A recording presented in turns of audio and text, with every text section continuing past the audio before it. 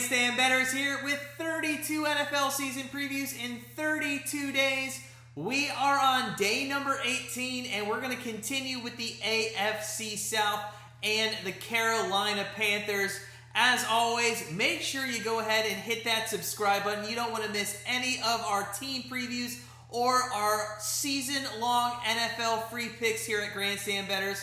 While you're at it, go ahead and smash that like button because the preseason is in full swing, and that means the NFL season is just around the corner. Before we get into our Panthers season preview, just a reminder, we're also giving away $1,000 in an NFL contest this year at grandstandbettors.com. It's an absolutely free contest that you can sign up for. The link is below in the description. So head on over to Grandstand Bettors, become part of our family, get signed up for that free contest, and hey, maybe you'll be taking home $1,000 this NFL season. But without further ado, let's dive into the Carolina Panthers season preview. And to do so, we need to look at a quick recap of their 2020 season. The Panthers finished with a 5-11 record last season, just barely getting the under on their over-under win total, which was set at 5.5 last year.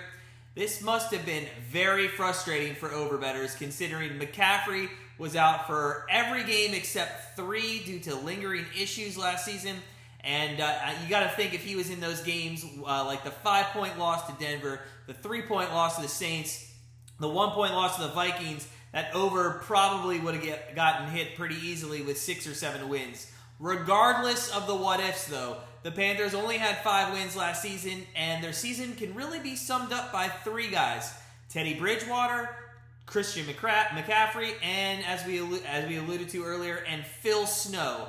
The Panthers took a chance by signing Teddy Bridgewater from the Saints last season, and although he looked good at times during the season, he wasn't exceptional. Not having the best running back in the league for almost the whole season also hurts you, and having a first-year defensive coordinator, Phil Snow, who took over a defense that had 11 different rookies play at some point, it's a tough task even for coaches that have been in the league for years upon years.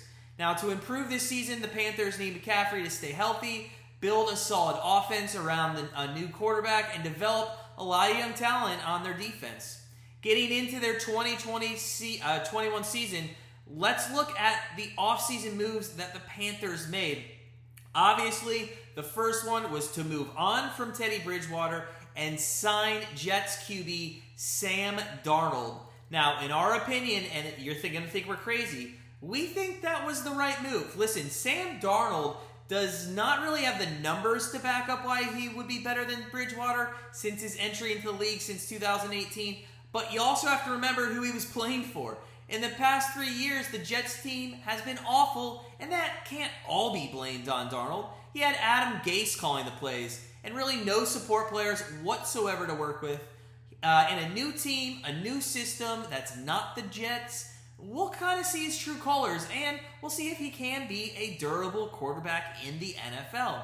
The Panthers also acquired David Moore from the Seahawks to help them at wide receiver, and 2 offensive linemen, Cameron Irving and Pat Elflein, should help them on offensive line a great deal. The 2 big losses that we want to highlight is wide receiver Curtis Samuel, who went to the Washington football team, and running back Mike Davis went over to become the primary back for the Falcons. He was the best backup that we've seen for McCaffrey, but both those guys played solid minutes last season. They're going to be big losses, but they did select a running back and a wide receiver with their draft picks this year that we're going to highlight here in just a minute. But first, let's look at a few additions to their defense. The Panthers were able to sign in the offseason Hasten Reddick from the Cardinals, Daquan Jones from the Titans, Denzel Perryman from the Chargers, and Morgan Fox from the Rams. All these guys have been in the league for 4 or more years, and these additions are going to provide a lot of talent to a very young defense that's primarily struggled to stop the run last season. If you do look at those draft picks that the Panthers made, with the first round draft pick, they selected cornerback J.C. Horn out of South Carolina. His man-coverage skills were phenomenal in college. So it's going to be a huge boost to the secondary, especially with the type of receivers that they face in the NFC South. Now, in the second round, the Panthers did fill that wide receiver position open with Terrence Marshall from LSU, who was kind of overlooked in the NFL draft because he decided that he wanted to opt out of the college season in 2020 about halfway through. Now, Marshall has the size and speed that should translate well in the NFL, and although he was not able to immediately fill the shoes that Curtis Samuel, or he's not going to be immediate fix to Curtis Samuel, we think he will develop into a great wide receiver behind Robbie Anderson and DJ Moore. With the third pick in the draft, and really the last one we're going to mention here, the Panthers got running back Chuba Hubbard out of Oklahoma State University. This guy had a phenomenal season in 2019. He rushed over 2,000 rushing yards. Yeah, we said that right. 2,000 rushing yards in 2019, and he had 21 touchdowns. Now, last season he did slow down a lot due to injuries, and that's probably why he fell so far in the draft. Still, a really good pickup to maybe nurse along into the future for the Panthers.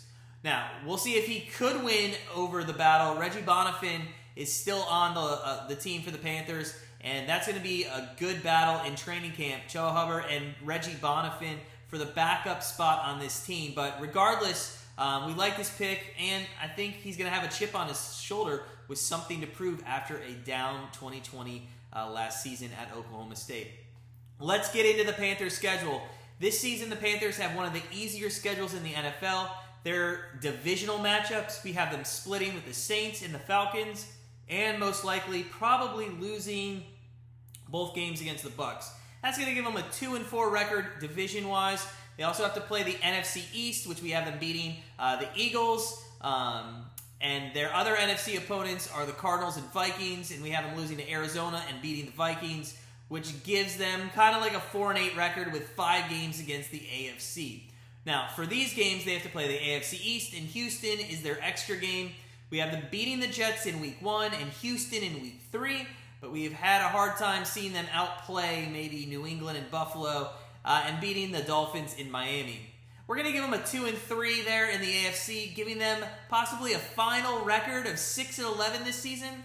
Now, this, in our opinion, is one of the hardest over-unders on the season to predict.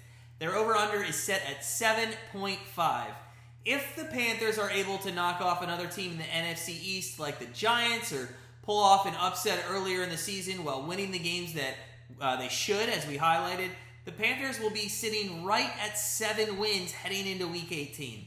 This is where it gets tough. In Week 18, they face the Bucs, and if they have already secured a bye or the playoff spot, the Bucs, I'm saying, they will most likely probably be starting their stars, all their starters, and will not worry about winning that 18th week game against the Panthers. So it is possible they get to 7 and then have to play the Bucs, and a team who might be sitting all their stars, and they could get 8 wins there. Honestly, though, we don't see them winning more than 6. I think their cap is at 6, at most 7. They're not winning 8 here. Even if they go into 6, with 6 wins going into Week 18 and win, they're still going to hit the under. So take the under for the Carolina Panthers this year for the 2021 season. Panther fans, what do you think? Listen, we're no offense against the Panthers. We think you're going to be a better team. I actually think Sam Darnold's going to play well for you guys. Tell us in the comments below how you think your team's going to do. Over, under 7.5 wins. Do you think it's too high, 7.5 wins? I think 7 was probably the right number there. But we'll see how it plays out this year. For us here at Grandstand Bettors, that does it for the Panthers season preview. Stay tuned for tomorrow as we dive in to the Atlanta Falcons. But as always, sit back, relax, enjoy the preseason that's going on, and get ready for the NFL season. We'll see you tomorrow.